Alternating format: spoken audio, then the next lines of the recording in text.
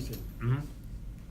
Because it was more typical of Adorno and of the Frankfurt School than this piece on progress. Anything Marcuse wrote was much more straightforward. Horkheimer's stuff is much more tangible. But I assigned it for two reasons. One is because in critical theory it's a very important piece, along with the piece on progress. And two, it's a classic statement of the subject-object dialectic, which is part of the critical theory movement, but rarely understood, because people don't read and or understand philosophy.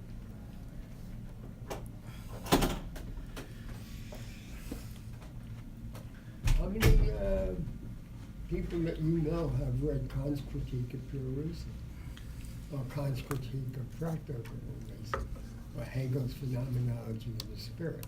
You read I have. it. That's good. Phenomenology. Mhm. Russell Dale conducted a course on phenomenology at the MEP. What happened to him? I haven't seen his name around. Well, he's no longer associated with MEP, so he's conducting his own classes on Marxism. I think they're meeting at the Graduate Center.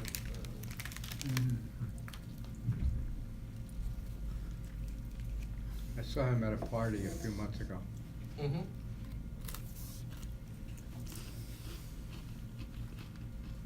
Stanley, I feel like with this essay that I would have been greatly helped if I had a grounding in philosophy. The allusions that he makes to phenomenology, idealism, the Copernican moment. Did you know what he Kant. meant by idealism? I kind of sorted it through context, but I don't think I really did, unfortunately. Do you know what he means by mediation? Well, I did kind of, that was on my list to ask you to elaborate on. That was a term we met in the dialectics course with the Adorno lectures.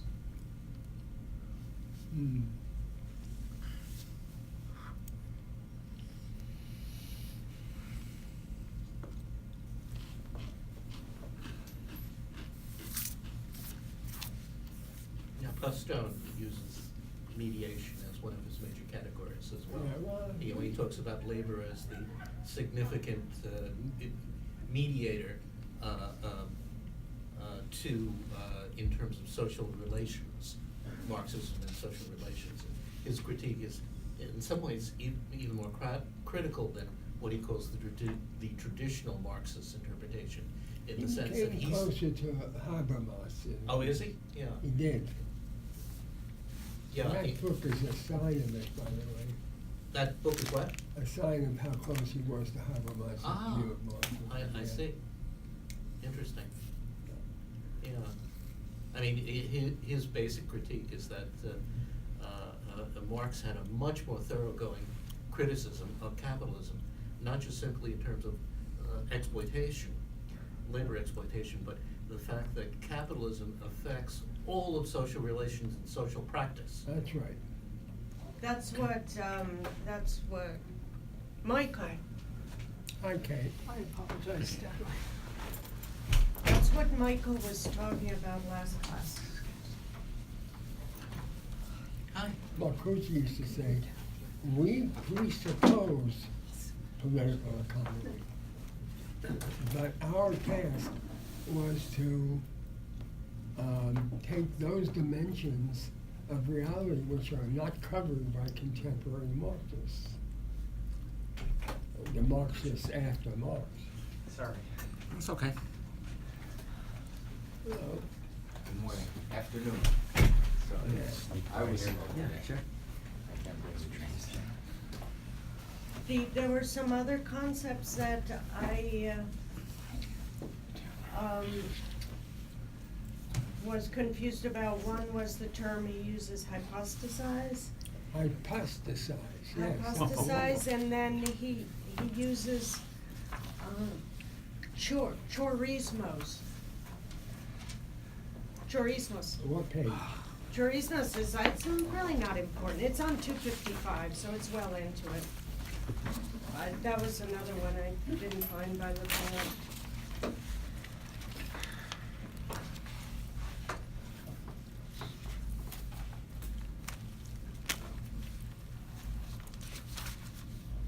$255. Yes, on 255, about halfway down the Okay. paragraph. For through the chorismos, the asserted absolute spontaneity. This is a tough essay. Point to it and This is show a it. tough essay. Point to it and show it to me. Sorry? Point to it and show it to me. Yep. There it is. Where?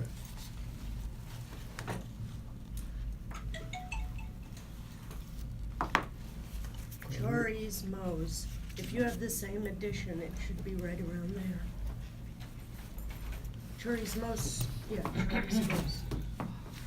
Yeah. For through the chorismos. Can you find it on this page? 255. Oh, chorismos. From any material no less reified than the world of things constituted by the model of nature.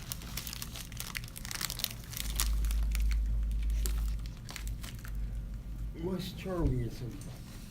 Chorism. Hmm? Chorism. I don't know.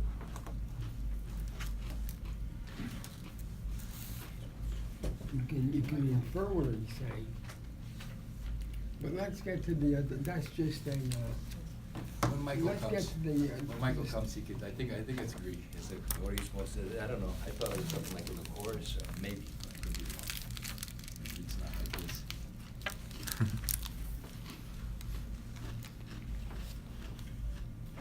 Mediation. Anybody's gonna help Beth on mediation?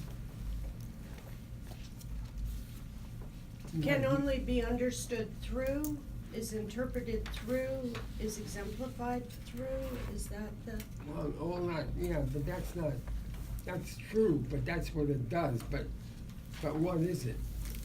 The what is different than the how. From subject to object, he has a huge use of mediation. Subject mediates object and object mediates subject. What is he talking about? Anybody? You just read, Yes, Motion it's for actually, Stone. right, it's, the method whereby the subject, or the conduit, sort of a conduit whereby the subject affects the object. The conduit concept is much less significant. The other one, affect, is much more accurate. Let me give a very simple example of mediation. Mediation is the way in which all relations, subject-object relations, for example, are changed in the sense of modification by their relation. The relation itself is a reality, which means that the terms of the interaction are no longer what they were before that interaction. So it's part of dialectics. You and I, or I and anybody in this room, can have a conversation and have a friendship, And it changes. and things change between us on both sides. From my point of view, you're the object, and from your point of view, I'm the object. you're the subject and I'm the object, or I'm the subject and you're the object. The second point, so that mediation really is an always present process of change between two or more relationships. So the observing object alters the observed object. That's correct. Right. But that's from an individual Physics. point of Yeah. view. Yeah. The other point of view that he uses mediation with, and is connected to mediation, is that when he says at one point in that text, we are all subject to the influence of social relations, which are largely invisible to our immediate perception. So that what we think, how we think, who we are, is always altered by the context within which we act and interact. No one can operate a machine day after day after day with a single valence, or at most two valences. Valence in this case means factors of the interaction. Nobody can interact with the machine without being changed. And when you do this for years, and you're drilling holes all day long, or you're cutting metal all day long with a drill, with a cutting drill, you're gonna not be Beth or David anymore in the way you think you are or were. It's gonna change. It's gonna change you. And it doesn't change everybody in the same way, because there are other aspects of interaction and of relation which enter into how we are. It's other people, it's especially our family, but not only our family, our friends, our enemies, and so on, and the influence of bourgeois ideology.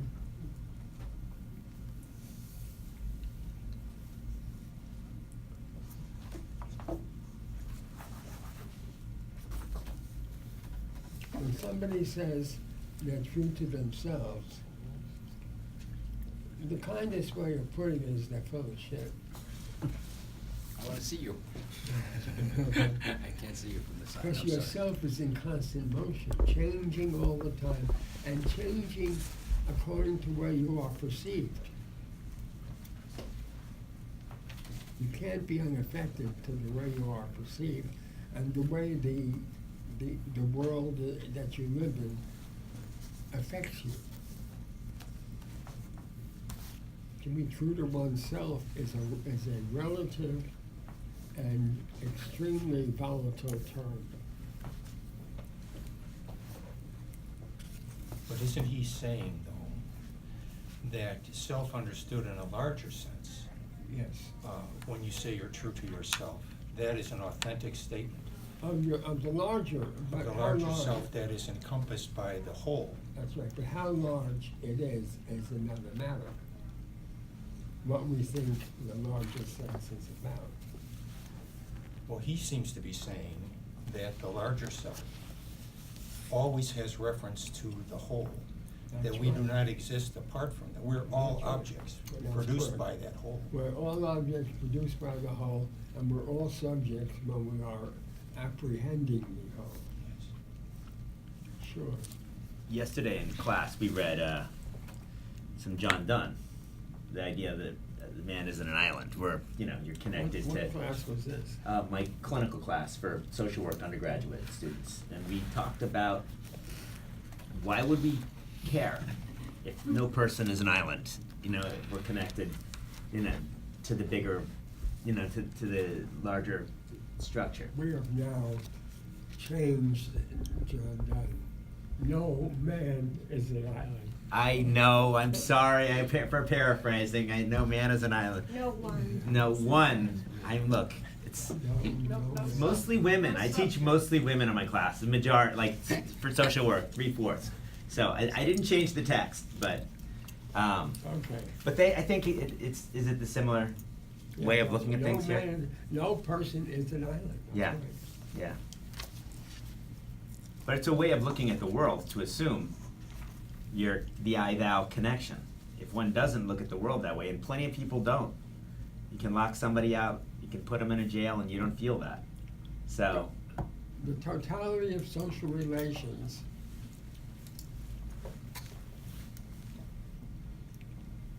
has a great deal to do with why you are a social worker and then a social work professor. mhm. And then I ended up a sociology professor.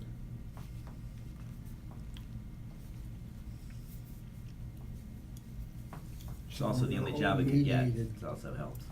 by what is euphemistically known as our environment. Yeah, It's a totality. yeah. He has this great sentence on page 252. Could I read it? Yeah. Let me get there first. I'm pretty close. Go ahead. I'm here. It's towards maybe a quarter of the way down. Oh, where? The subject remains harnessed within everything objective it thinks, like an armored animal in its layers of carapace. It vainly tries to shake loose. Yet it never occurred to those animals to vaunt their captivity as freedom. It would be well to ask why human beings did so. Yeah. And it's very similar to somebody who's a clerical worker in a hospital or a clerical worker in a department store who still dreams of becoming rich. Yeah. Yeah.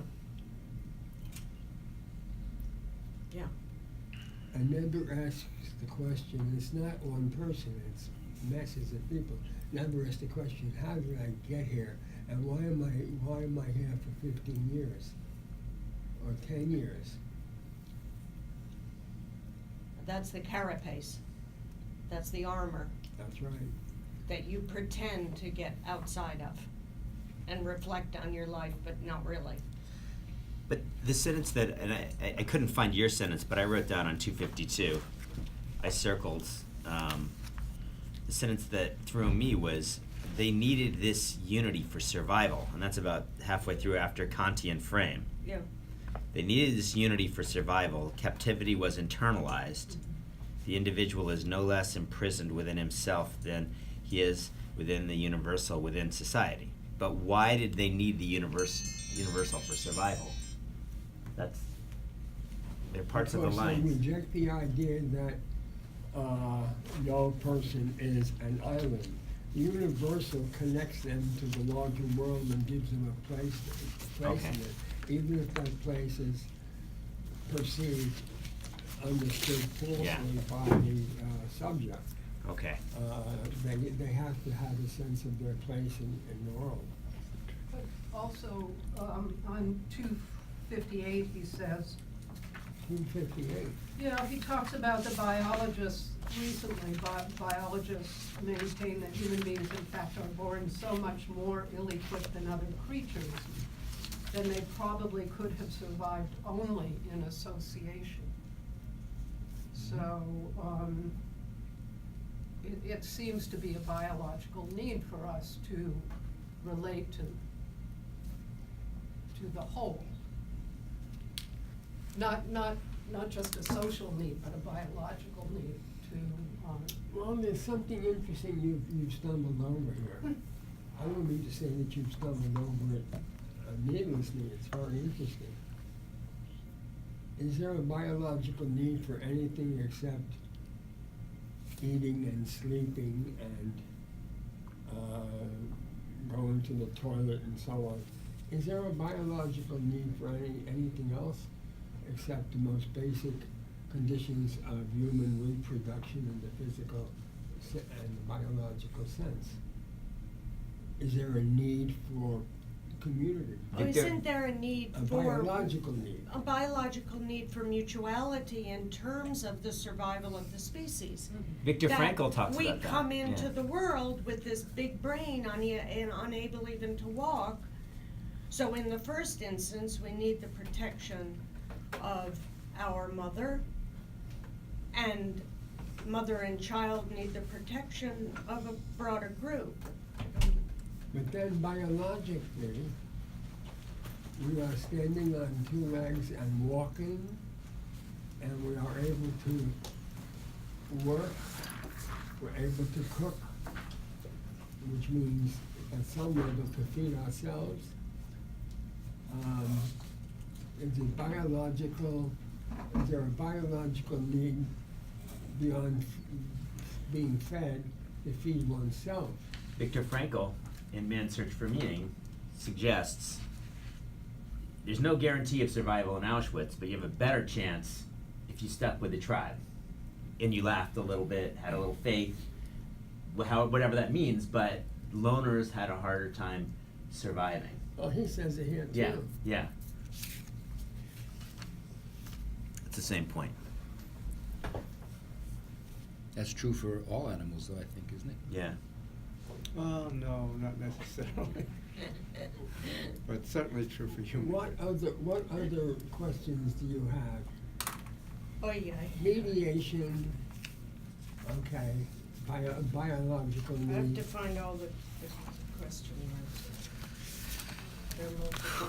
Okay, this is a question that I had, which I didn't really sort the last class we taught.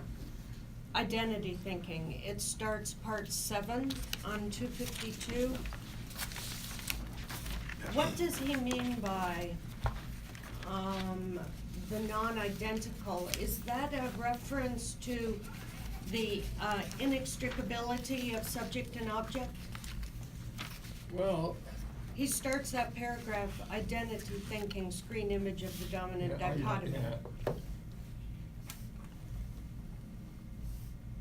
Identity thinking, screen image of the dominant dichotomy in the age of subjective impotence, impotence, no longer poses as the absolutization of the subject.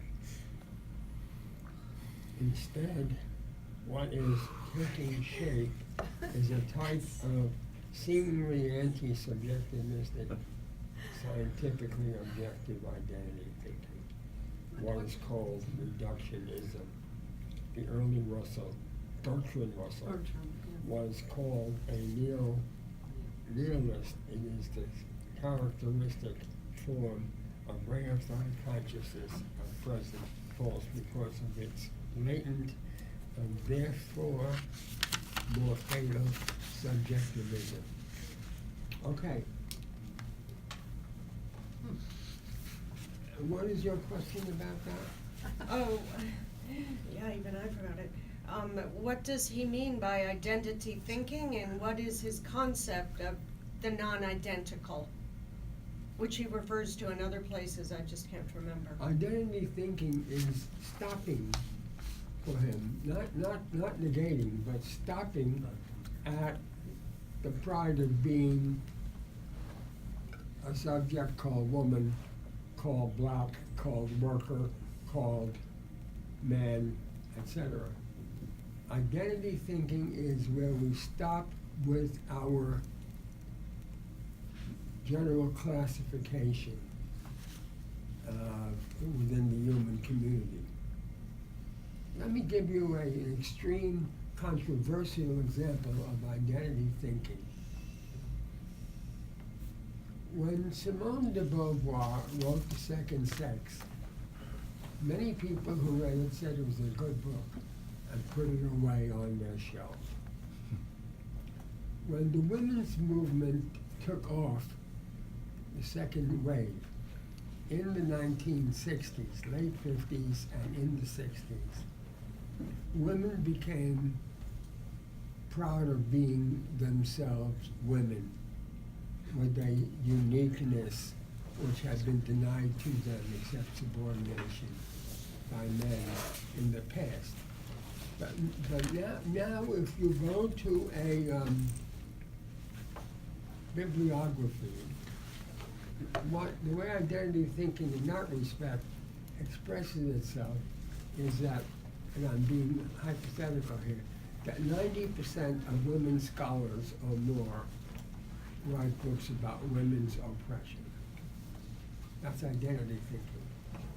It doesn't mean that there isn't women's oppression or that nobody should write about it, but that there's 90%, or there's a huge percentage, 87.3%, means that they have stopped there. You know, the rest of women who write and are intellectuals are usually biologists or nurses or doctors. Find a cluster of women economists who do not stop with the question, what is the position of women in the economic matrix? And you will have found a rarity. And then you have blacks in the same position. There are doctors, there are nurses, there are economists who are black, but there are very few who connect that, not deny it, but connect that to the larger context within which we live. This has become increasingly true also of artists.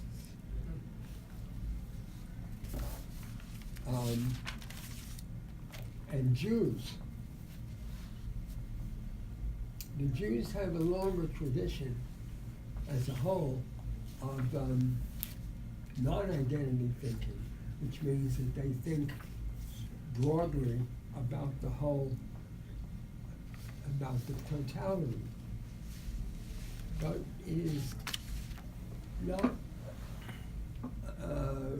untrue that today, compared to 100 years ago, fewer Jews are taking on the world than they used to, and are now focused, if not solely, but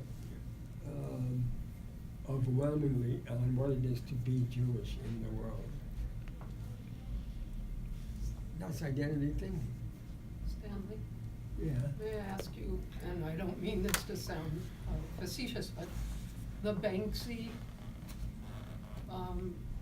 action that he took on his piece of art in Sotheby's in London, Yeah.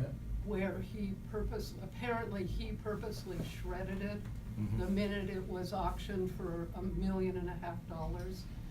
Is that stepping beyond identity thinking, or is because he will now benefit possibly even further Could be from both. that action? Could be both. So it could be, it could be both, okay.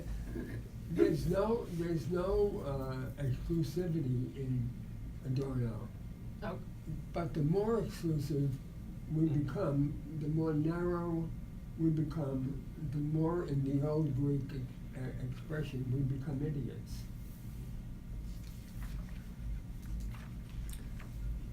Here's an example, which is more Jews who today criticize Netanyahu are roundly condemned by the leadership of the so-called Jewish community. Netanyahu, whatever his politics, is sacred because he is the leader of Israel. And this has been true since Israel, 1947. Yeah, so that's an example. And there's also a phenomenon called workerism, where many leftists think that all there is to worry about are workers. All the rest of them are bourgeois takeoffs. Yeah. so reification, if that person perceives himself as being part of a whole by being part of only the Jewish community or the, or with. Good example. If you get stuck in being Jewish Yeah, and don't see yourself as part of a larger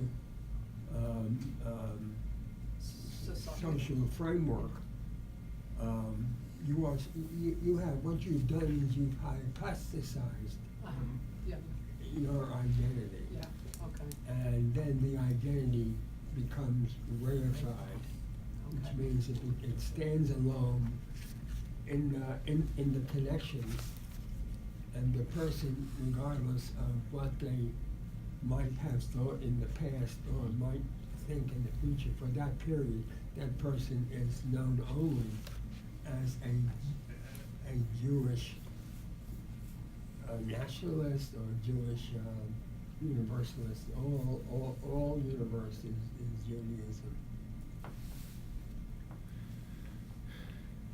Do you wanna go? Yes.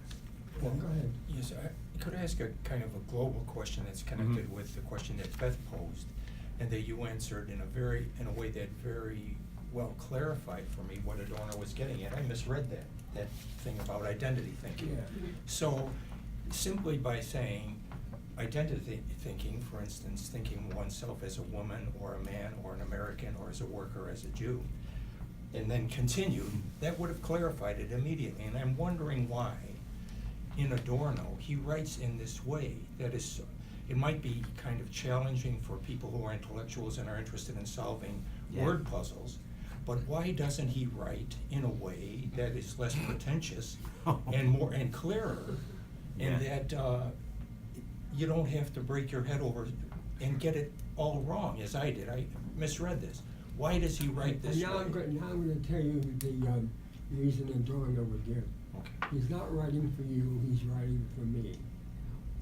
I have read Kant's, I'm not saying you Yes. personally, Yes. I have read Kant's Critique of Pure Reason. Yes. I know what reification is. I know what hypostasization is. I know, I am a quote unquote philosophically educated. He's attacking philosophers here. yeah. And he's not writing for the general public, and I think that's regrettable. He can do both, and he knows how to do both. His lectures do both. Yeah, You read his lectures are on readable, negative yeah. dialectics. The lectures and are his more lectures- accessible. What? I think he's writing for, giving speeches He's on the writing radio. for his students. Yes, and Yeah. he's absolutely clear, but this is not for the radio.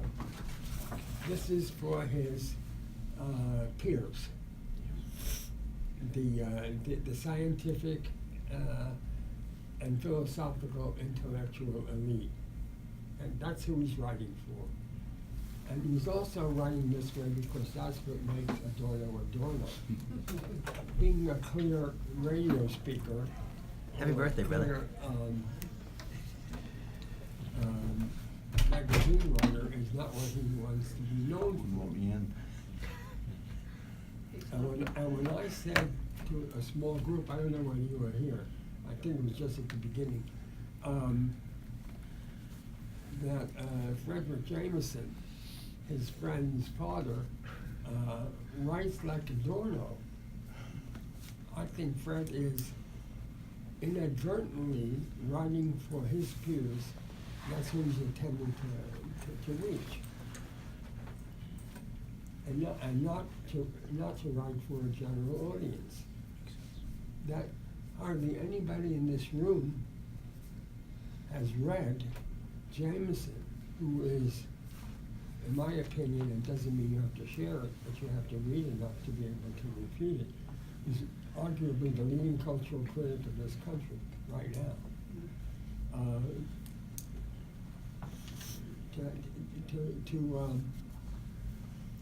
To argue why you don't argue why Jameson sounds like Adorno.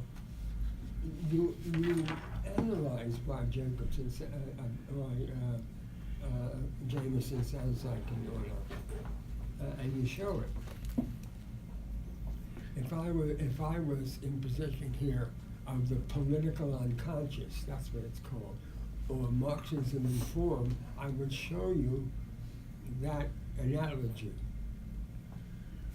And it didn't get any more popular as he wrote more. He's written a lot of stuff, and he writes the same way all the time.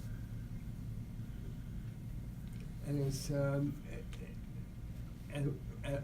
what you have to say is that in 2018, Jameson, no less than Adorno, is not comprehensible by most people who pick up the book or pick up the article, because Marxism of the new type, that is to say critical theory, has been marginalized, which was why it was so astounding that 200,000 people picked up One-Dimensional Man, which is written in critical theory style. It is not a simple book to read. When we read his book on sex, Eros and Civilization, you will see that Marcuse has more than one way of writing. Yeah. And both of them are serious. And why One-Dimensional Man, which is a much more, in my opinion, convoluted book, which is why I didn't bring it into this class, than Eros and Civilization. Not a better book and not more complicated in its ideas, but convoluted in its style. Why it was selling at first edition 200,000 is only explained by the time in which it was written. In 1955, if he had written One-Dimensional Man, he would have suffered the fate of many people in the Academy who were writing similarly, whose books sold in the low thousands. Thank you, that's helpful. Although, Philip Slater is one example. Philip Slater? There were others as well. having just read Poston, his text is also very dense and difficult Yes, to read. yes, no, However, and I'm not philosophically educated necessarily, but he takes the concepts, repeats them from various perspectives, such that when you hear it the 10th or 12th time over from different perspectives that he presents it, I eventually understand. So that's one way of both speaking to the public, like myself, as well as to his peers, and have it understandable by both. Yeah, I think Moshe was exemplary in that regard. He wanted at some plane to be widely understood. And he didn't achieve that, but he tried. But there are people who do not attempt to be widely understood, and that's why they don't take things in the same terms from different perspectives. Adorno did in this article, as well as in the article called Progress. And in his lectures, he's crystal clear. And you want to take Adorno in his crystal clear type, read his book on his lectures on dialectics. Yeah. And the negative dialectic. An introduction to dialectics and lectures on the negative dialectic. Those are two of his lecture courses. He was very clear. Yeah. When I had reading this, I was thinking about the Indonesian shadow puppets, where obviously there's the image, and then there's the converse of the image in every image. So it's very much a yin and yang dialectical play. The shadow play is always this. And so when I think about the subject and object, obviously there's a bit of an object and a subject, and a bit of a subject and an object, and yet he's over and over through parts of this text, he's talking about the primacy of the object, or the subject radically separated from the object, subject reduces the object to itself. I'm just trying to figure out, is this slippage? I mean, where's the method? I mean, I see a dialogical method here, but I can't in the end find why one is privileged over the other, if that's the point. Well, in the example, he uses picture as one example, where the subject creates the object and uses, I forget, somebody else that I should know, who actually believes that the subject and object are separate, but the subject produces a specific object out of the raw material of which is the subject, which is the object, and that is Kant. I'm Yeah. sorry, now I'm clear. Kant does not believe, as Fichte believes, that there is no object before me that hasn't been created by my consciousness. Kant believes there is an object and a subject. We cannot know the object The noumena. until categorically we have shaped it. We have encountered it and made it as it appears now. Appearance and essence are two very different things in Adorno.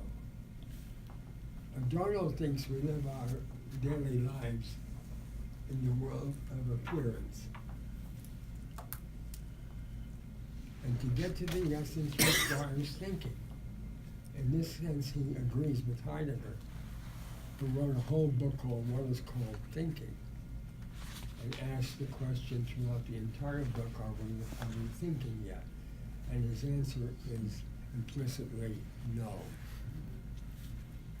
Because we are living in the world of appearance. Stanley, am I reading this correctly, that he is actually here critiquing Heidegger, or critiquing Kant, Kant. in the sense that Kant says, okay, we're looking at things and shaping them by the categories in our mind that are inborn.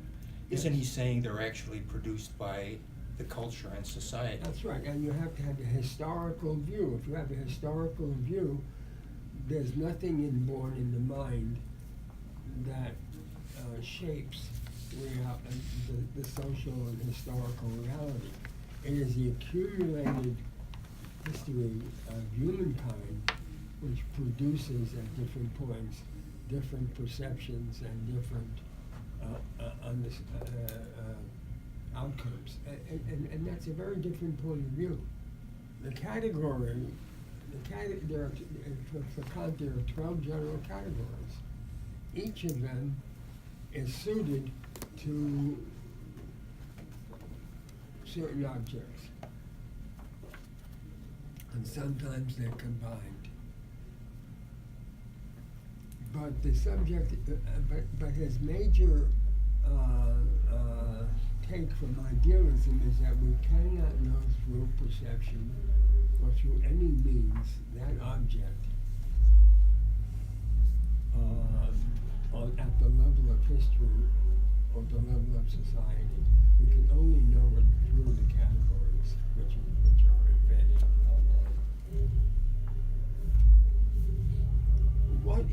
Let me ask a question. What is the point in this article?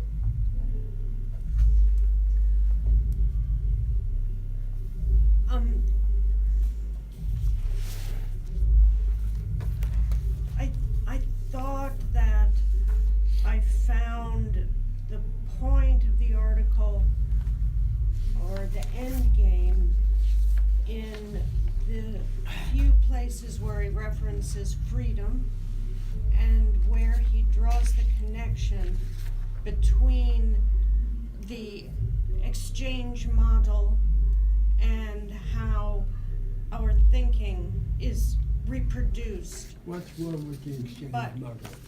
Because it's fundamentally an unequal exchange always, and that permeates all of our relationships and thinking.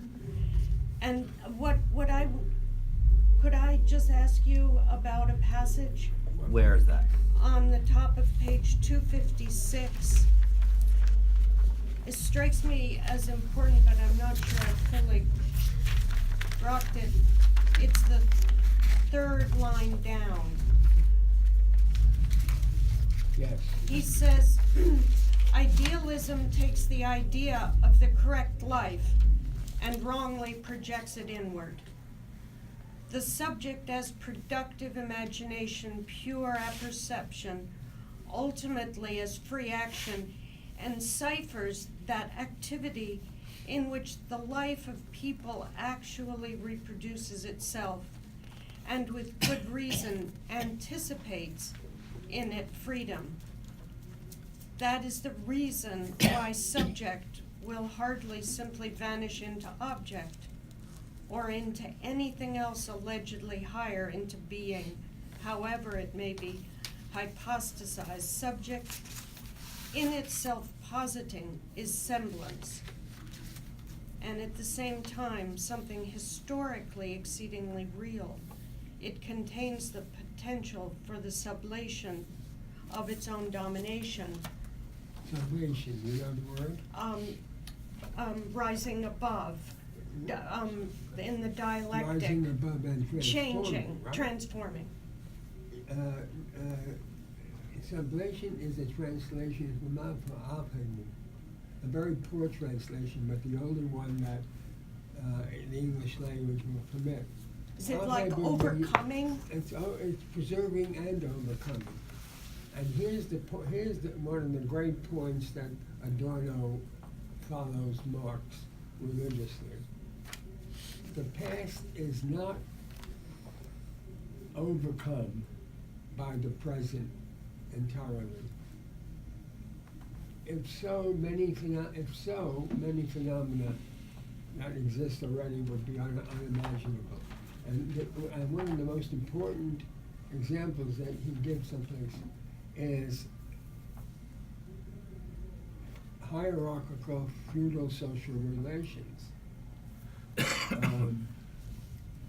We have overcome the system of feudalism, but feudal relations do exist at the margins of the society, which means which are defined as inherited wealth. If we were to be purely bourgeois, which we ain't, we would take all money above a certain amount and throw it back into the society. But we don't. We permit people to inherit wealth, which is a feudal relation, which is feudalism's sublation of ancient society. Ancient society regulated wealth. It didn't give a shit about the slaves, but the artisans and who were also property owners were not that much poorer than the citizens, who were people who spent most of their time in politics. For ancient society, politics was a vocation that was spread throughout the system. For feudalism, politics is reserved for the rich. Politics means, in this case, not the right to vote, which is a sham, or partially a sham, but the ability to participate fully in the decision-making which constitutes the state and the economy. We don't live in a system of capital which permits people, ordinary people, to participate fully in the economy as well as in the state.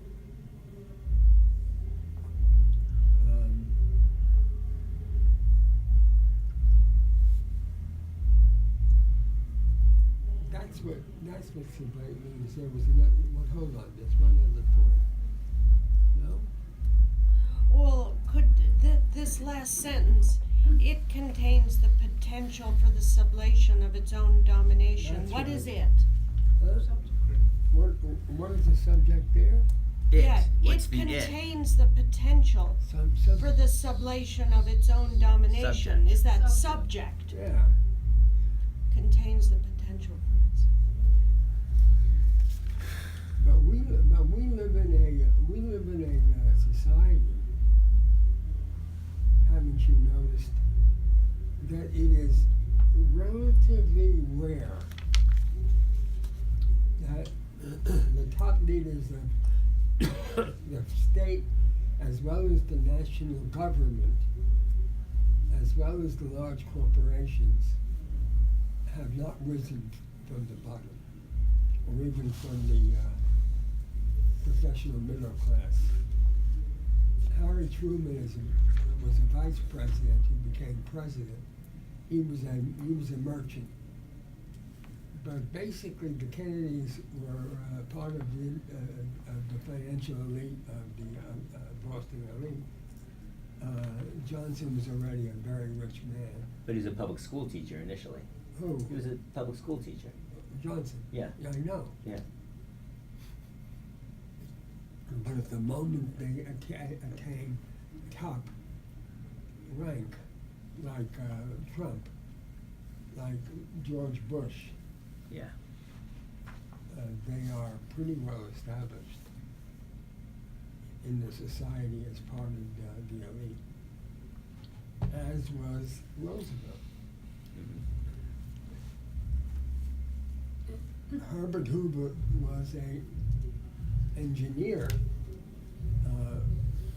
with a lot of money and a tremendous amount of prestige because of his connection with production, yes. Well, you asked the question, what was this essay about? What was one of them? The essay, Yeah, you that's asked why that I question. asked the first question, that's right. So, could I take a shot at that, and then? Of course. I wrote down, to achieve peace, and I'm referring to page 247. In the final sentence in, number 2, on page 2, peace Yeah. is the state of differentiation without domination, Yeah. with the differentiate it participating in each other. Okay. Mm-hmm. To achieve peace, the individual must subordinate self to the collective. This essay is written against individualism. The individual cannot be understood apart from society. The individual is the product of society. Understanding this is the key to peace. And I think that's my summary of what this essay is saying. That's at the lower level of abstraction, you're correct, but it's not the point of the whole essay. Okay, let me take a shot just based Oh. on a. I thought it was pretty good.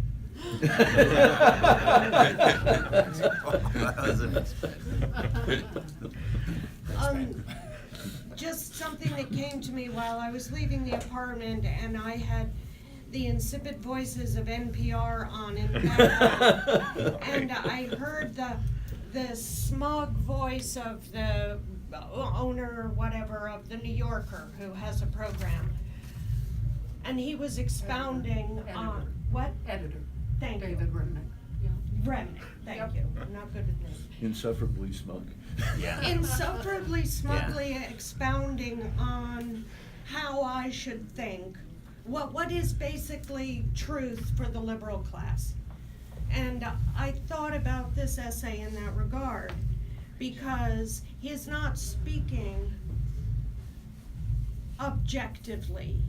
He is not speaking truth that I should accept as dogma. He is speaking through his experience, through class and societal relations, which are relations of unpeace and unfreedom and domination. That's true at the level of abstraction in which we're dealing with it. And it appropriately appears in page 247, but there are 9 pages or 10 pages to go. But you're not going to have him give you a definitive sentence that's gonna explain the whole, article. What is it about? What is he trying to do? Why all this philosophy, subject-object? What is it about? He's trying to show that at that level, the way our concepts and the history of philosophy acts as ideology with in the sort of material Excellent. society that we have. I mean, I think that's the larger point seems to be about critiquing the concepts that have grown along with the sort of society that we have. That's true too, but there's a higher level of abstraction which I don't want to say is superior to what you said or what you said, but is there, you have to comprehend the totality of the article in order to be able to pinpoint what he's trying to do, why he does it, what is he doing? I can't get there, but what I've been playing with is the concept of sculpture. Yeah. And, you know, empty space being, or the sculpture being identified by the space, the empty space around it. That's very interesting. And I'm trying to get, I know that he goes way beyond that simple concept, but No, I'm it's not right. quite sure what he's trying to say in a totality about the relationship between subject and object. On the way to getting to the point, the totality as opposed to the individualism, not the individual, but the individualism, is one of the major arguments. But the totality can be argued by Kant as well. That's not in dispute here. Something else is going on. Is he talking about how is the importance that our way of thinking and how we think and how we reflect on our conceptual methods and the concepts they create, all they do is just end up reproducing life as it is. That's They true. reproduce the status quo over and over, and so we can never, it has to be a conscious affirmative effort and an understanding of that to get beyond the reproduction of what And what is the is. step beyond? Yeah, cause he also says we could fall into barbarism. He also says that, right? Yeah, But but what is the step beyond? what is the step beyond? Before we get to Stanley, could I say what I took the rest of the essay to be doing? Okay, that's page 247. Yep. But I found him saying what I just said, that this is according to the insights provided by linguistic analysis, evolutionary theory, and biology, along with reflection on personal experience, philosophy, especially that of Kant, and above all, critical theory. So what he's doing is elaborating on that thesis that I just tried to summarize, and is No, but calling that- on this. That's there, I'm not arguing against what you said, but there's a larger point. I mean, a larger point means that it permeates every sentence, almost every word of this essay. I'm gonna say it very simply, this is a sophisticated argument for the materialist interpretation of society and of history.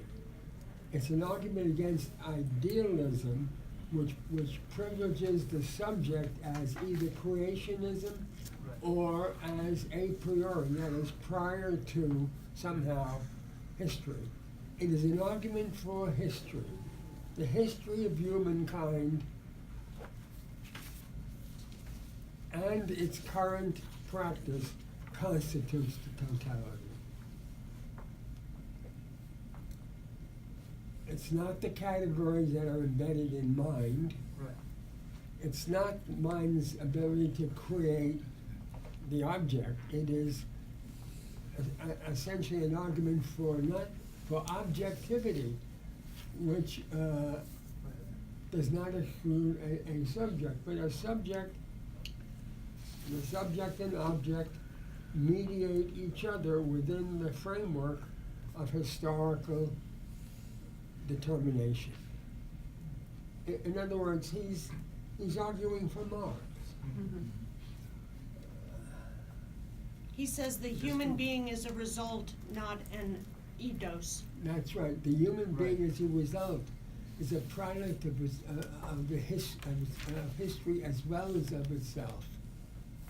And just to go back to it, the idea of subject, doesn't he say it in this article that, I think echoing Sartre, saying that a subject is not subject until it's an object. That's right. So, the second order reflection on subject is itself a kind of objectification. I think that's, And that's from Sartre? I think, yeah, he says that consciousness is self-consciousness. But doesn't that turn into reification? It only turns into reification if you stop at that Yeah. insight. Okay. If you stop And at. do not, That insight. the Oh, insight oh, being okay. Yeah. the materialist interpretation of history. Okay. Then you have to explore what history was about and what the present is. The critical theorists did not stop with the materialist interpretation of history. This article ends with the materialist interpretation, but he writes more and more and more and more and more with the expectation that if you are a serious reader of philosophy, you will go beyond this article and test it out.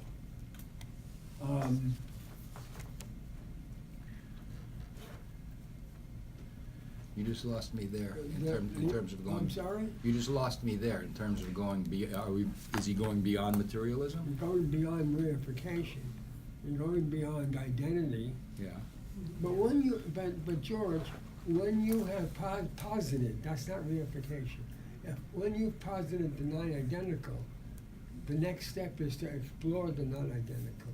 To explore the non-identical both historically and in present is actually to bring philosophy back into history and not leave philosophy as a series of abstract concepts.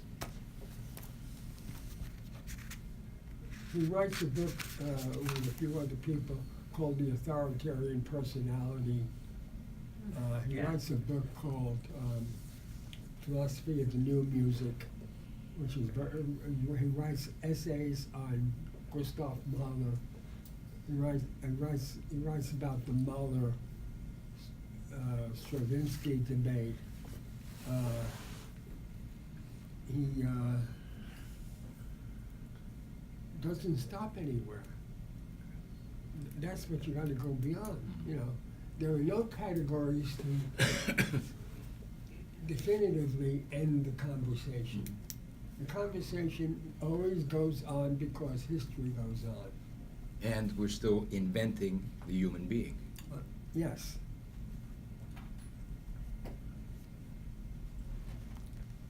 You might be interested to know that the authoritarian personality, which is exhaustive and disgusting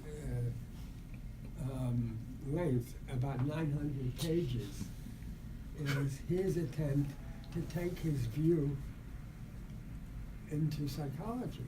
Yeah. Because he's talking about personality.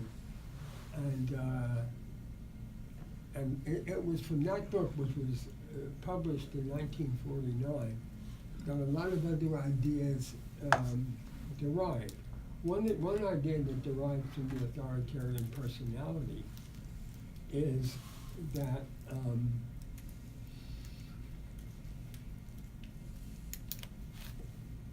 at some point, a portion of humanity lapses into, hypothesizes its own existence and lapses into reification.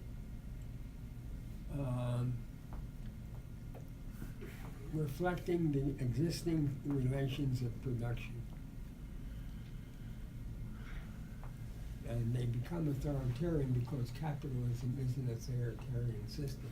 You can't have democracy under capitalism. If you have anything even approaching more freedom, not freedom, but more freedom, it will likely be taken back and will have to be fought for all over again. The history of the last 40 years. I'm sorry?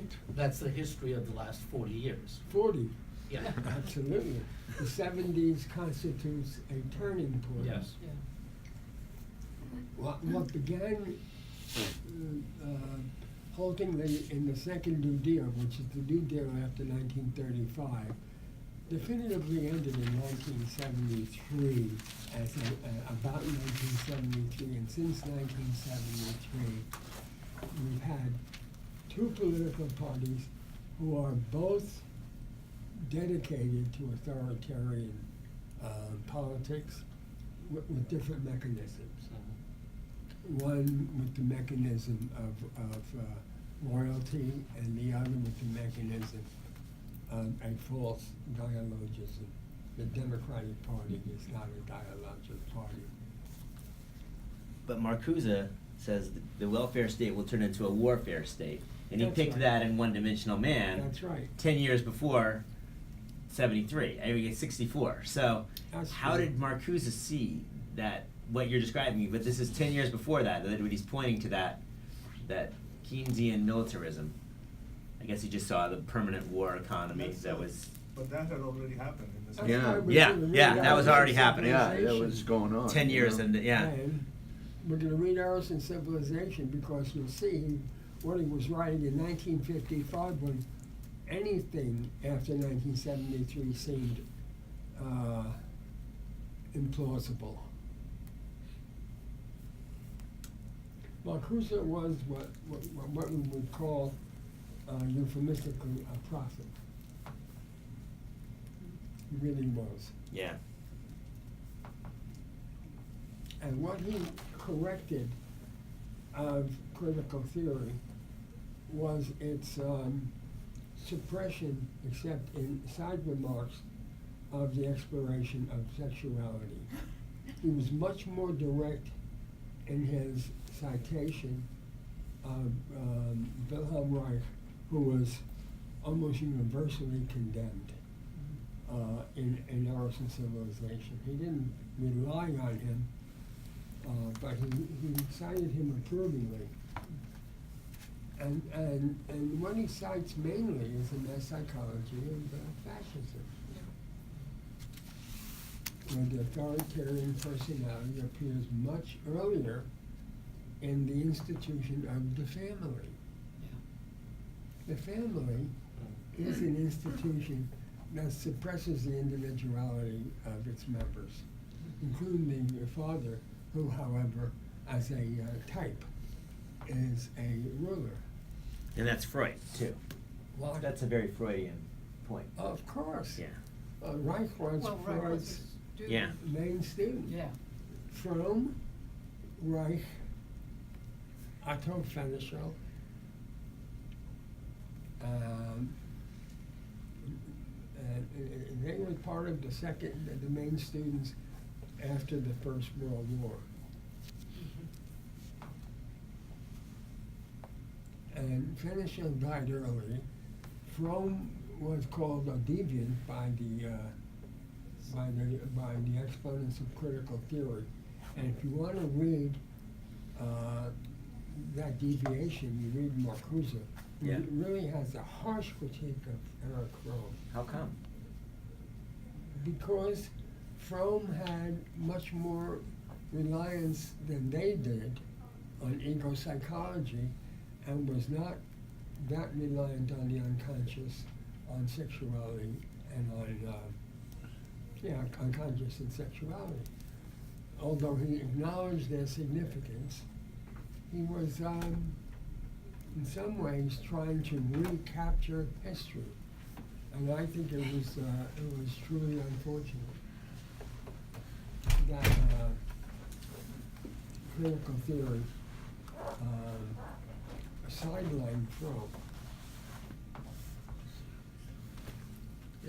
In my forthcoming memoir, I'm gonna talk about that debate. You like Fromm? No, I want to read your forthcoming love it. memoir. What'd you say? I want to read your forthcoming memoir. That's what I'm saying. Well, that's what I'm working on now. Okay. Fromm started the William Ellenson White Institute, and I did my training there after grad school. So I think Fromm moving into relational concepts, suggesting that we evolve in relation to our essential others. That's right. And I think that that's a Concept of really, mediation. and I think that that is an important point, that we are not individuals unique. Yeah. We evolve in relation to our That's true. parents and our friends and our colleagues and our supervisors, and that's how we become. And so I think you're being a little tough on Fromm. I don't know if that's you being tough on Fromm, or you're saying historically people were tough on him, because I think his work and his legacy is pretty important, and I think it stood up pretty well. And the characterization of Fromm entirely as eco-psychology is partly right and partly wrong. Right. And their unmediated attack on Fromm was uncalled for. Yeah. Fromm finally wrote a book on the destruction of human reason, his last book. He died in 1980. Having finished this book and published it. You know, as opposed to my comment earlier about the impenetrability of Adorno, before I knew anything at all or even heard the phrase critical theory, I read everything I could on Fromm. I was Yeah. a college student because Yeah. he was so accessible, and it Yeah. meant a lot to me. Yeah. It was very simple, and I also had the question that Ben had, you know, why was he marginalized when he's so accessible? Yeah. I don't fully understand why he was marginalized outside of their theoretical critique, but they really threw him in the river. He survived, by the way. Yeah. He died at the age of 80, which was, Marcuse died at 81. Horkheimer died at the age of 86.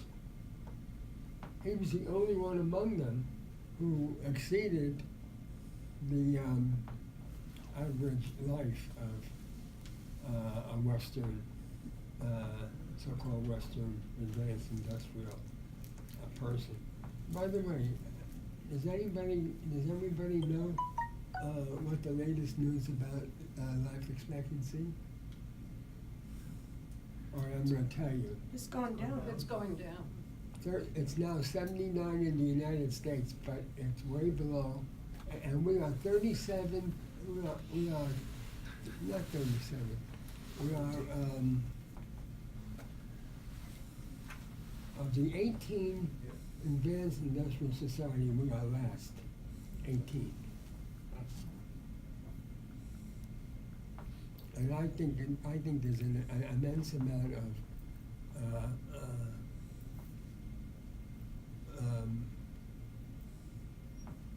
anxiety that goes Anxiety. into that decline of mortality. 79. That was pretty much where we were 10 years ago. We have a high infant mortality rate too, Oh, Yeah. which really brings it down. Yeah. How much do they produce, these infants? There's some shit once in a while.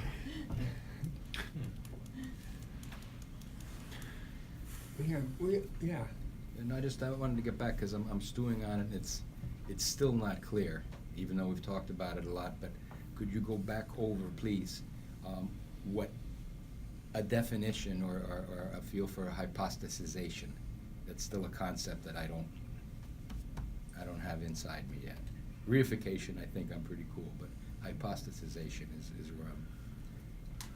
What do you want? A definition, or a. Hypostasization? Yeah. It's the process by which we transform the concept of hypothesis to a law. Okay. Okay. When that transformation is completed, we have reified the phenomenon under question. And I was hung up on the etymology, I couldn't make the connection, so. When somebody declares, or when some movement of thought declares the permanence of anything, that is a form of reification. What's interesting is how it came about, and why it continues, under what circumstances, anyway. The end of history. Said the end of history. The end of history is one example. Well, there's two meanings of the term, the end of history. For a socialist or anarchist Yeah. or communist, the end of history is a looming disaster, if true. For those who think that we live in the best of all possible worlds, the end of history means that democracy is the ultimate achievement of humankind, liberal democracy.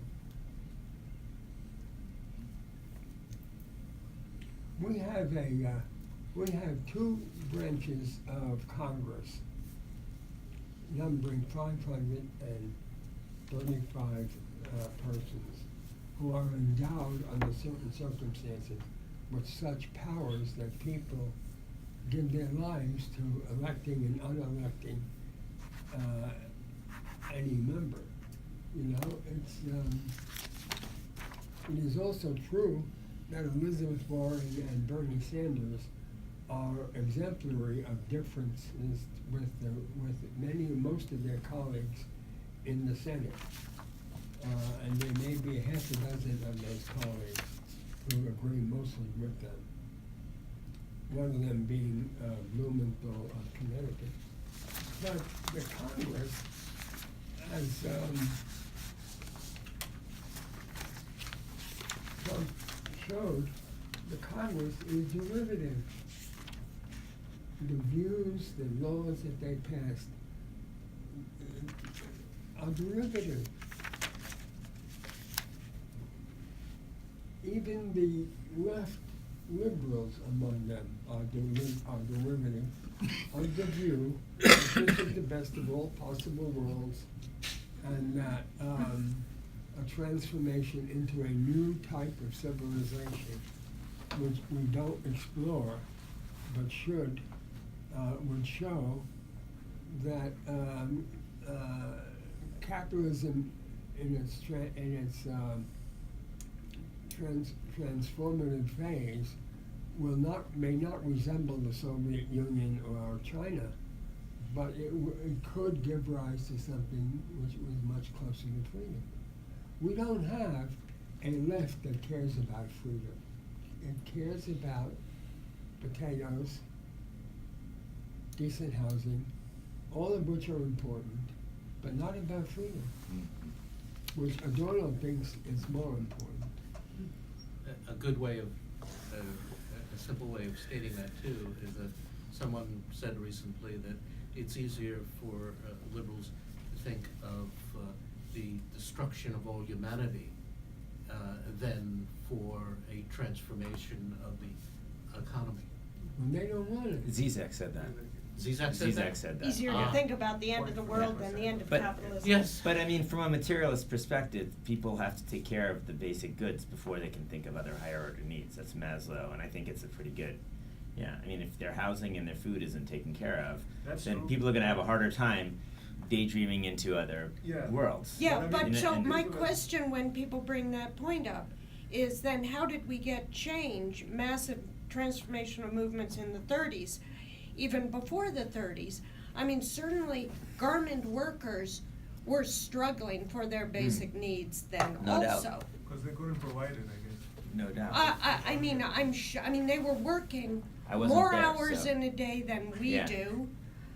They had fewer economic supports, and yet they imagined a world that was different, and they fought for And it. people So, are always imagining other Yes, worlds. that- There's that's always crucial. imagining other so worlds. all I'm saying is I don't think the impediment is wholly material. You have to explain along the lines that you've actually outlined.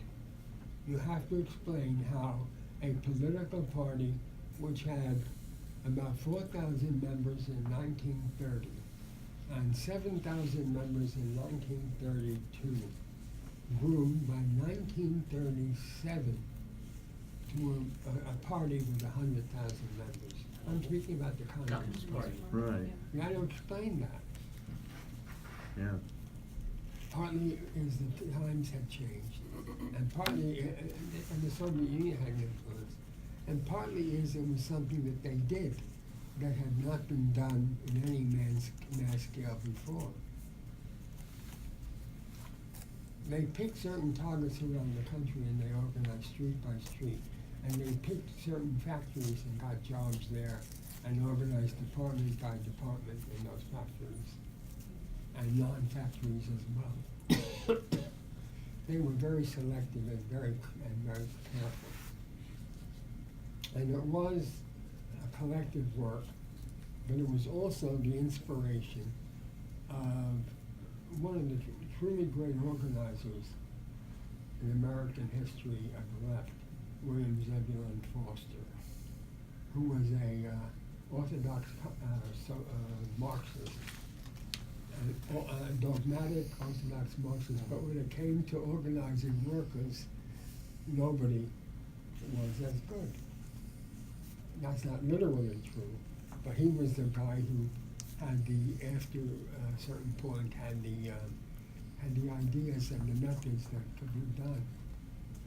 And he trained people. And he trained people who now are completely forgotten. Does anybody in this room besides me know the name Bob Travis? No, I'm not. You are not to be thought of as uneducated if you don't know Bob Travis. His name has been almost obliterated from the record. I'm going to tell you.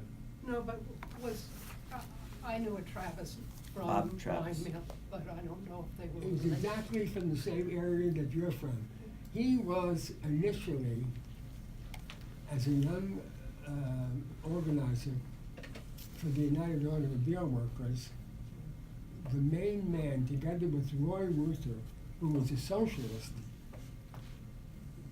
in Flint, which sparked the organization of the United Automobile Workers. And he was marginalized by the communists themselves, never denounced or anything, and moved to the West Coast. He may have worked for Mine Mill for a while. He did? Didn't he? He was blinded. I think it might have been a relative, but I'm not He sure. what? He was blinded in a conflict with the Teamsters. So I'm That I wondering. don't know. I'm wondering if it's the same Travis or a related Travis. He died in 1990s, early 90s. Pretty old. Maybe a son. Pretty old. Yeah, maybe, yeah. How, a question, and this is a little off topic, but I mean, how could Foster, I mean, he was, definitely one of the great organizers on the left. Foster. Who? Foster, Oh, Bill Foster, absolutely. yeah. I But mean, how for how reason- could he take the and Communist maybe Party knows over a history, cliff? you say, these are two different guys. But how could he, in the late 1940s, early 1950s, take the Communist Party over a cliff? Oh, yes, no. But the one thing that. How did he do that? Well, by basically the analysis was the United States was fascist, and the leadership needed to go underground, Yeah. and everybody should take the fifth. And they wouldn't fight. They'd just sit there and take the fifth. And that was Foster. That was Foster. But in the 20s and 30s, he was the major figure in the communist attempt to organize what were called basic industrial workers: steel, packing, auto, mining, and he got sick. And when he got better, which he did, in the 30s, he became a major figure. Then, of course, there's always debates because his writing was straight Moscow line, except it had some moments in his writing. He wrote a book. He wrote many books, by the way.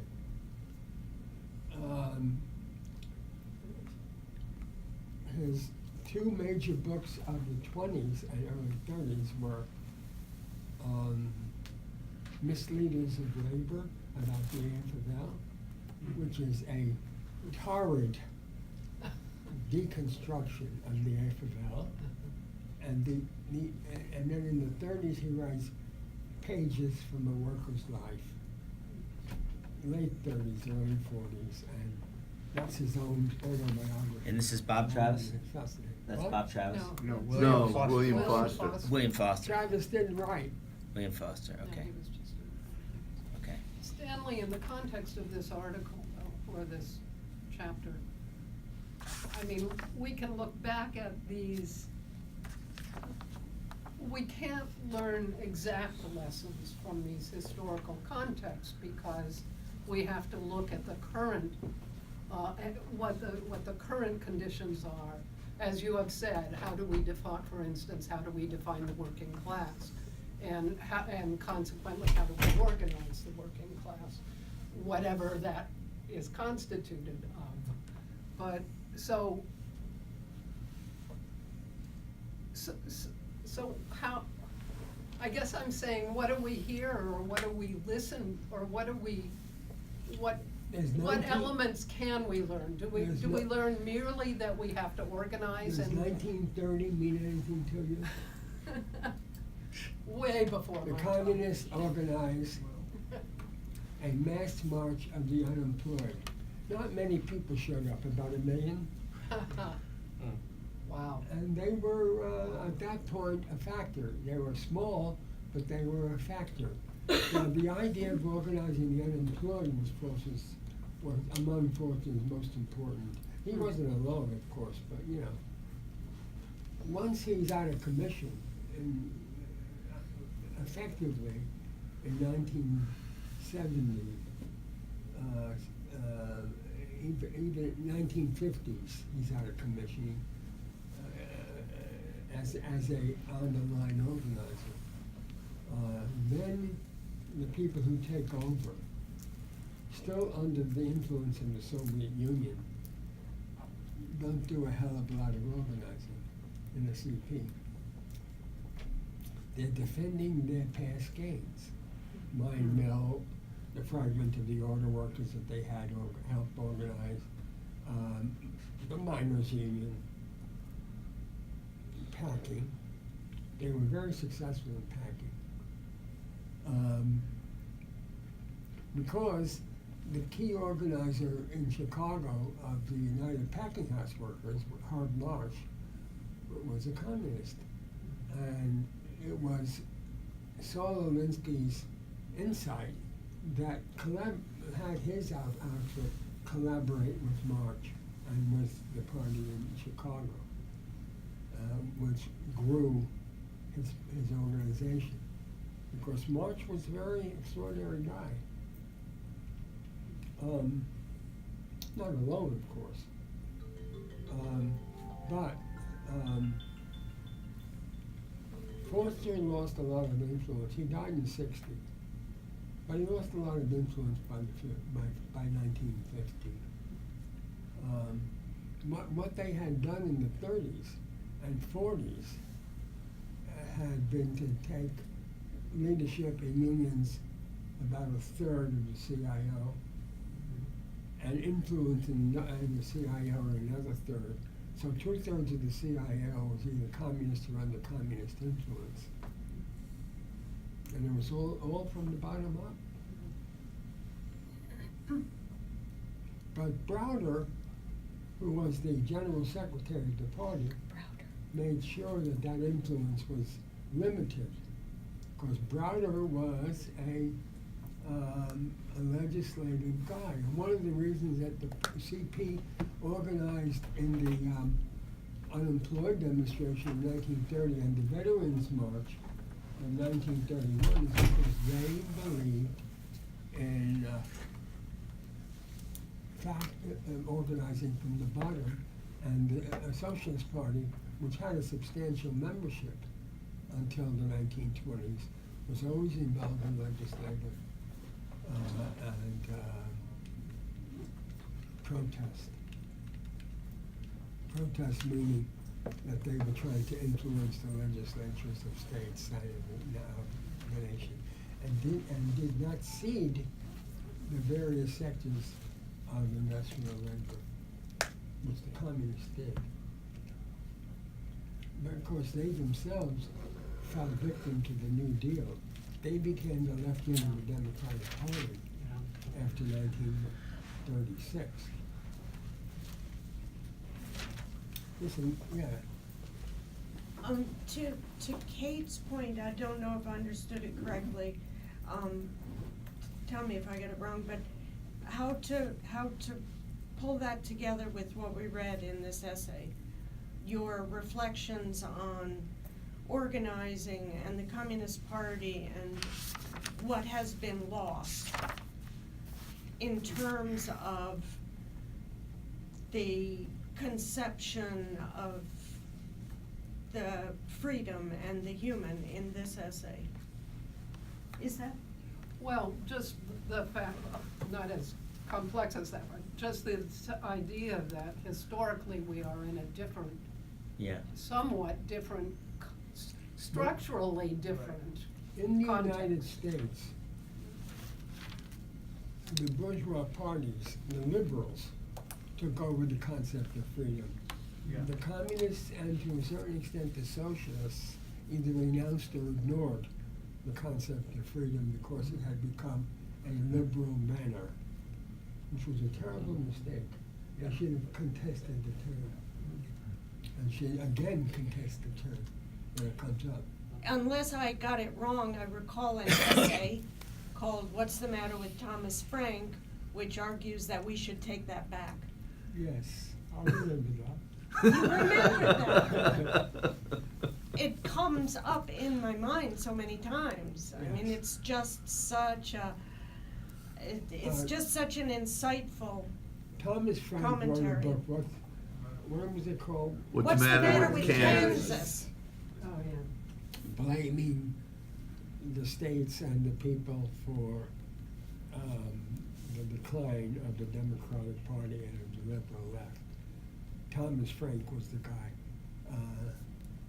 Ellen Willis, with whom I lived 25 years, we finally got married out of a financial situation. We lived together for 17 years out of wedlock. Ellen Willis wrote an article called What's the Matter with Thomas Frank? And said we should take back freedom. Freedom is not a bourgeois concept. And she wrote a couple of dozen articles like this, but some of which I now collected in a book of Ellen's work. Ellen died at the age of 64 in 2006.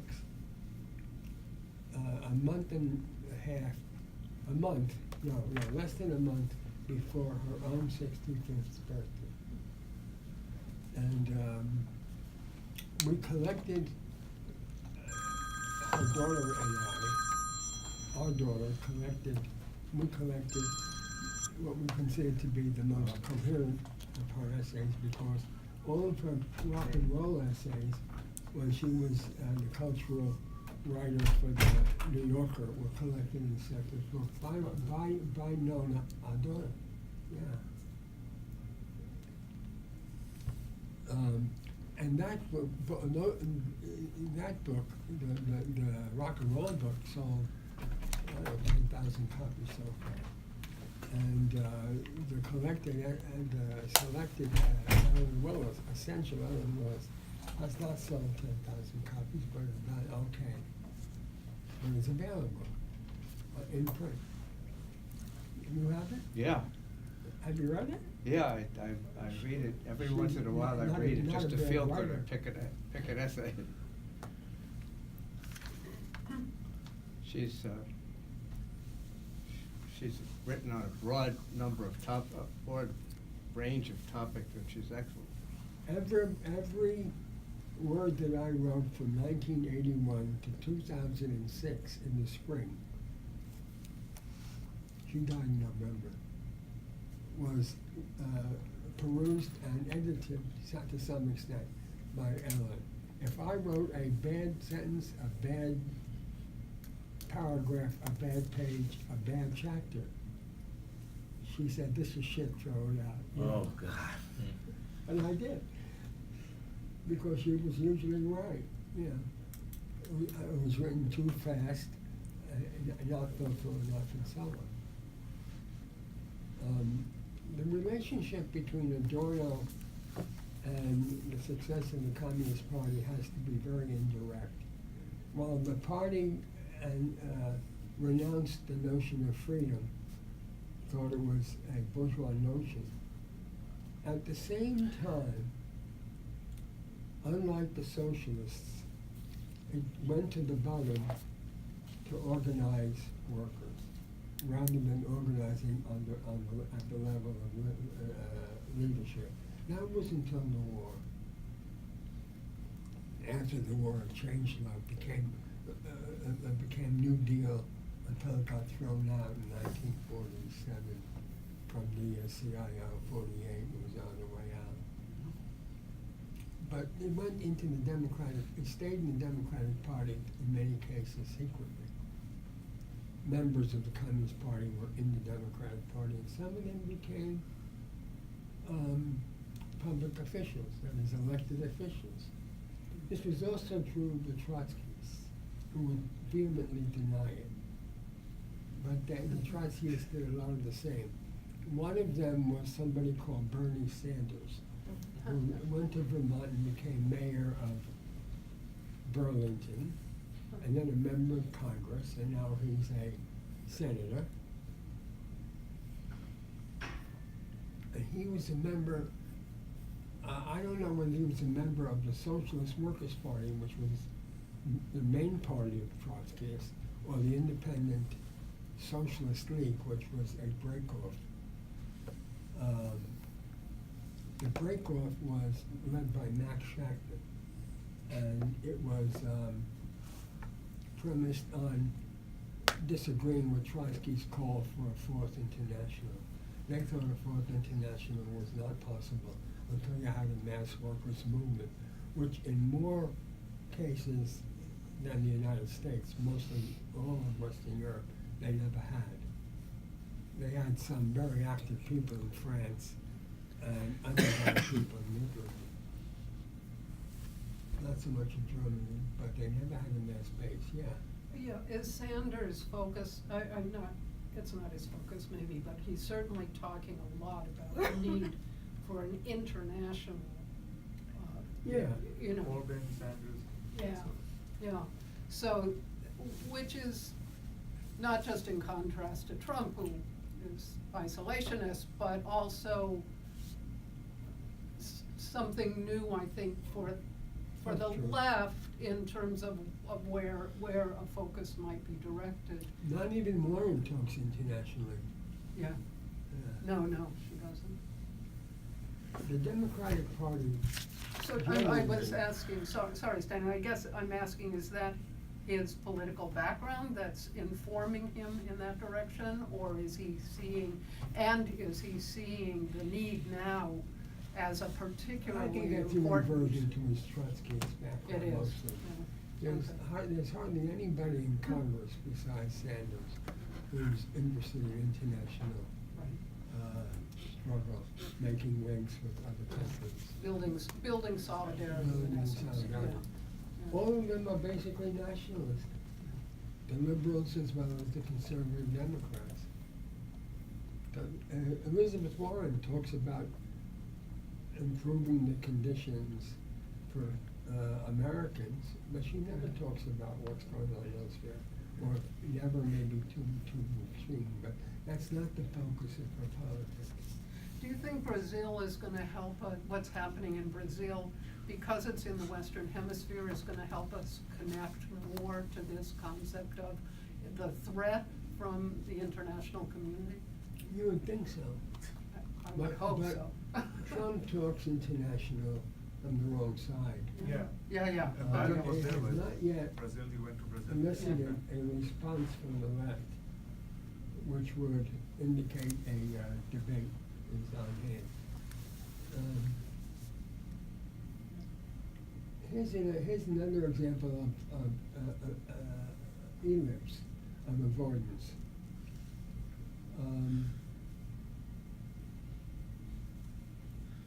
Woman comes forward and accuses a candidate for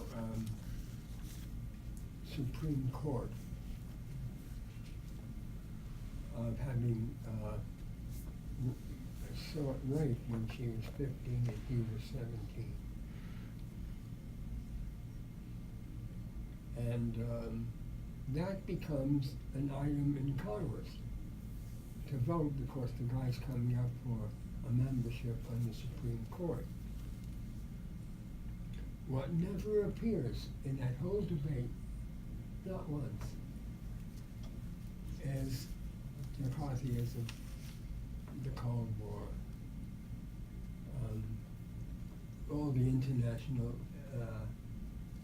disgrace of America. Israel is not even. Leahy grilled him about. What'd Leahy you grilled say? him about lying about torture. What'd you say? Leahy grilled him about torture stuff. So I Right. think he's linking it. I mean, the Bush era human rights violations. Leahy Well, really Leahy's went a at him. decent guy. Yeah, I mean, so just to give him a credit. I mean, like, I watched Leahy and he was really good in trying to point out the perjury around that. Yeah, but issue, nobody but- followed up on it. No. Yeah, I mean, That he wasn't the it's like crux how of it. much you can. It's like throwing darts at Jello. You know, Yeah. you say it, but they didn't. Yeah. I mean, I thought Leahy was as tough as anybody was there. Kamala Harris too, Yeah, but there was no strategy. They didn't Yeah. follow up. Can you name- Yeah. Can you name anybody as a left liberal in the Senate besides Leahy? He's a left liberal. Bernie Sanders, Blumenthal, and Warren.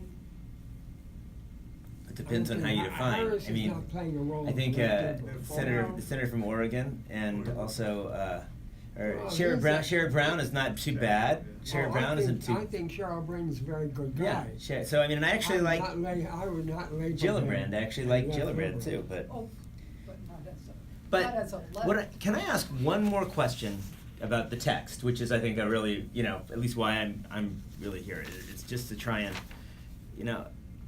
I still, just to finish on 253, we started to talk to this, and you got it pretty close, Beth. But with this line, if you look at 1, 2, 3, 4, 5, 6, 7, 8, 9 lines down on 253, it says, if the dialectical primacy of the object is acknowledged, then the hypothesis of the unreflected practical science of the object is a residual determination after the subject has been subtracted away, collapses. Subject is then no longer a subtractable addendum to objectivity. So, we've pretty much said the primacy of the object is acknowledged. Follow through with that sentence. Read the sentence that starts with the notion. It seems to me Where's- that's just the next sentence, the Okay. notion. Okay, subject then is no longer.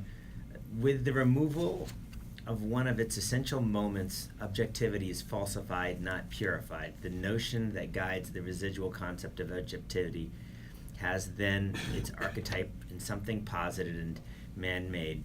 By no means the idea of the in itself, for which it substitutes the purified object. Rather, it is the model of the profit that remains on the balance sheet after the product costs have been deduced. What does the in itself refer to before we get to the sentence? Jesus. You read in itself all over Adorno. What does it refer to? That's a object without subject relation. I think it's in the The context. in itself refers directly to Kant's critique of pure reason. Right, the noumena, the object without any. Okay. Pure reason.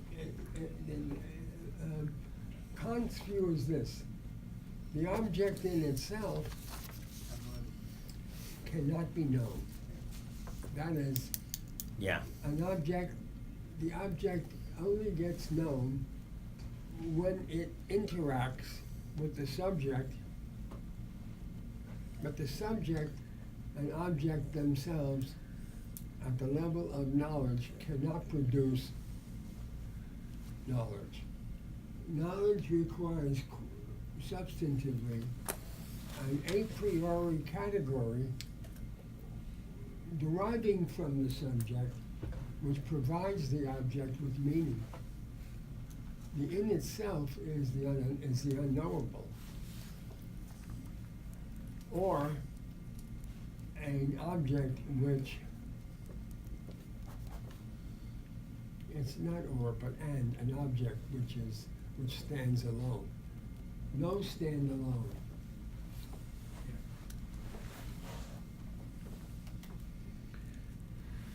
We're all deeply influenced. I have just one thing to say about this essay. It's, in my view, his most Marxist essay. He's defending materialism, which Marcuse does sporadically, but not as extensively.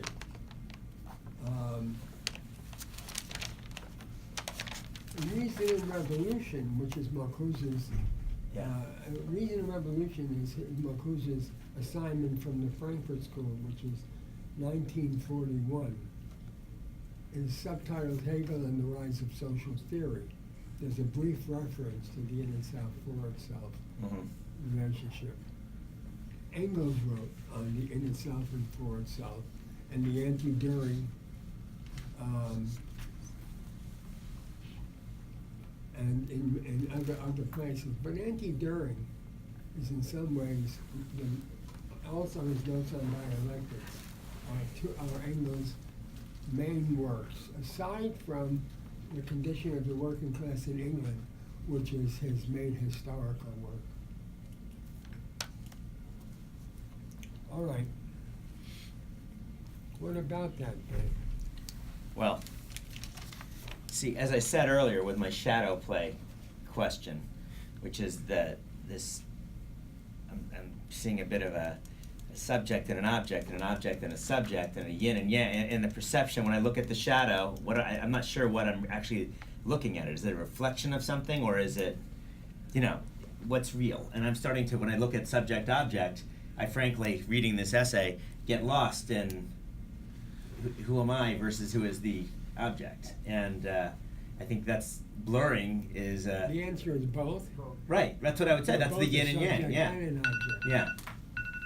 Right, and so the primacy of the object, the primacy of the subject, yeah, you're shaking your, I'm right there with you. I It's can't, that sculptural yeah, thing. I don't see it, and I guess it's the larger thing, it's unknowable. I mean, and some theologians would say God is unknowable, like this is an unknowable, to see the totality within it is really, is not simple. You can't see yourself within it, and yet he's asking us to.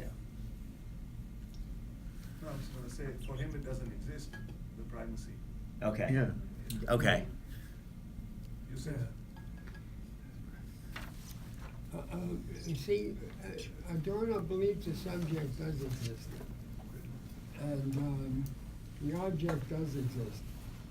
But what makes it paradoxical and difficult to grasp is that the subject and the object can, in different contexts, be the opposite. He talks about it. The subject of this class, of this session, and last session was two of Adorno's essays, in which case he was an object. and we collectively were a subject making sense of Adorno. Yeah. But when Adorno examines music and comes to and draws conclusions and takes positions on materialism and idealism, he becomes a subject. Why? Because he takes a position.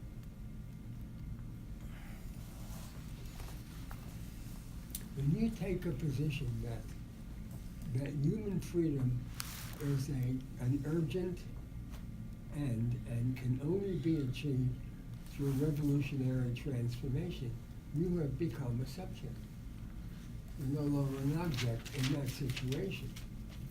In another situation, where some unnamed or invisible person is evaluating your performance as a health worker, you become an object. You're a subject in relationship to some other things, but in relationship to that evaluator, you're an object. And when you relate to patients, you're a subject.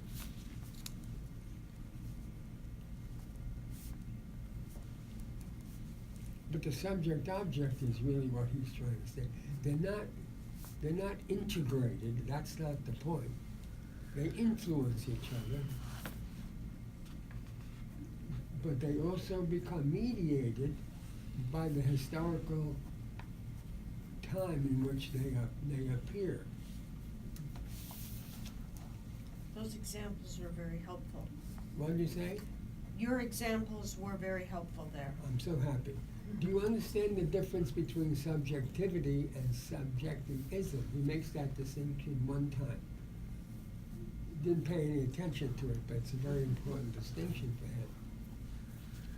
Subjectivism is the everyday life equivalent, if you will, or disequivalent, depending on what you're doing, of idealism. Right. Idealism always assumes the dominance of the subject over the object, and the dominance of the subject over the totality. If the United States has not achieved total dominance, that's only a historical accident. It will, it does for the most part, whatever they say about it in UN or in diplomatic relations, or even in war situations.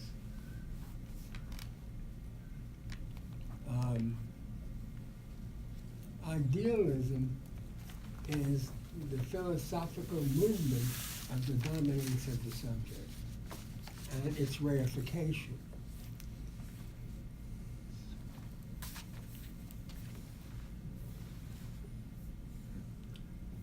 The reification of, What? Somebody say anything? yeah, the reification of the, Its reification of the subject-object relation as the dominance of the subject and the reflection by the object of the subject or its refusal. Now, the Soviet Union refused, from the US point of view, to recognize the subjectivity of the United States in global relations, and so had to be eliminated as a Soviet Union. Now, the issue of Sorry, I didn't course hear you is- because of the interruption. What? I couldn't hear because of the interruption. Could you Who repeat? was that? Nobody I for don't us, right? know. We have to leave in What? about 5-10 minutes. Okay, I'm not worried about it. Yeah. Yeah, but I couldn't hear you.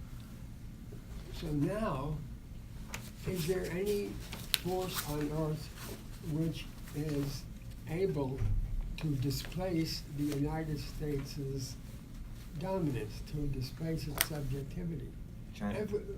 Remember what it implies. Almost everybody, and that's not literal, that's a hypothesis. almost everybody wants to live under conditions which are similar to those of ordinary people in the United States. Remember, we have 7 billion people on the planet, and the Western Europeans have been displaced by the United States,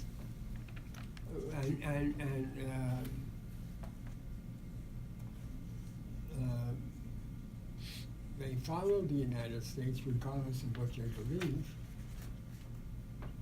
Trump knows he can say what he pleases, lie, truth, and they will either follow him or they will take him seriously, even if he lies on Monday and tells the truth on Thursday according to Yeah. no historical context.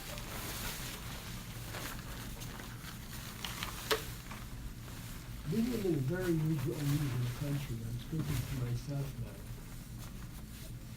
This is the only country, forget China, forget India, forget Western Europe, forget Russia. This is the only country where fundamental change is possible that will not have a deep influence over almost all other countries. We are in a very unusual situation. We can blow the world apart. We can buy half of it and sell it to the other half, which is what Saudi Arabia may be about in part, but also it's about domination. We are the subject of history, according to Trump. Mhm. When you watch Amy and listen to the news you can understand what it does. It's all about the United States. Amy is showing that she's not all about the United States. She's almost hardly at all about the United States, except as a military power and a political, economic power that dominates others. So it all takes place elsewhere. We are, to examine the United States in its own internal composition as a subject, as a focus of the unfreedom of everybody else, would be more subversive than almost all of the conversations that go on the left about the world, about world affairs, which is why Bernie, whatever his personal failings, is doing something very important. That debate should be entered into.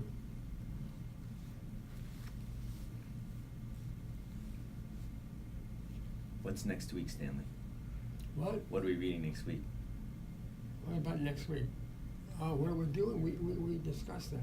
Hmm. We're doing Benjamin's work of art in the age of reproduction. Good. In the Hannah Arendt edition of Benjamin's selected essays. There's one other translation, which is in the selected papers of Walter Benjamin, Great. edited by, I forgot, but it's in 4 volumes, and it's in volume 4, and it doesn't have the same title. It's called The Work of Art in the Age of Tennis, Technical Reproduction. And the one we're reading is the one in the Arendt. It's Hannah Arendt's edited The Yeah. Work of Art in the Age of, which is called Illuminations. Yeah. That's the name of it. Thank you. And we're I gotta reading go. that work of art essay because it's about technology. And in 2 weeks, we'll see how it goes. The subject of technology and capitalism is in many ways central to the understanding of capitalism, which is a good reason why people, for the sake of argument, like David Harvey, come to me and say, you know something about technology, I hear, and then ask me a question. What the fuck does that mean? This is a political economist. He doesn't know shit about technology. This is 3 years ago. And he's now retired, but he's still active.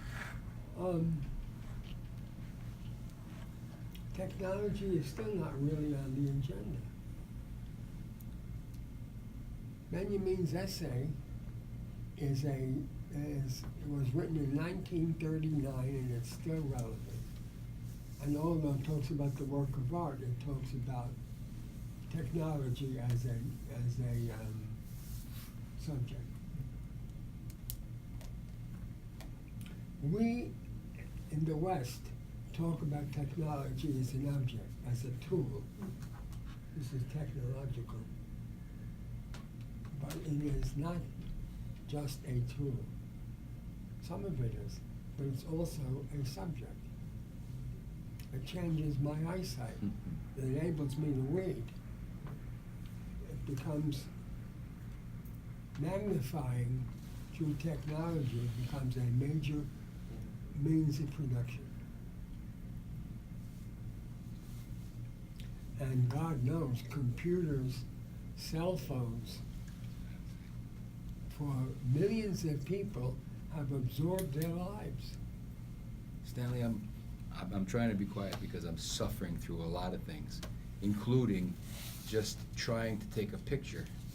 Because depth of field is gone, focus is gone, everything is being done for me, and I can't get the image I want to get. I have an image that's produced before. I can just pop the button. You got $4,000. You think you can do what you want to do? I didn't need it. I didn't need my old Nikon. But anyway, that was the latest of that idea of it being the subject, because it's just completely out of my hands. So How many our things hands are out of your hands? Our hands. Yeah. Is how how history has progressed regressively. Mhm. And that's one of the most important features of technology, to take things out of your hands. Both positively and negatively. What? Both positively and negatively. Yeah, well, let's talk about that next week Yeah. and see whether there's much positively that we Okay. can learn. Mhm. And we have Ben on the other side who says, I'm not giving up my plumbing. That's all right. But Ben is not here anymore. And we won't be either.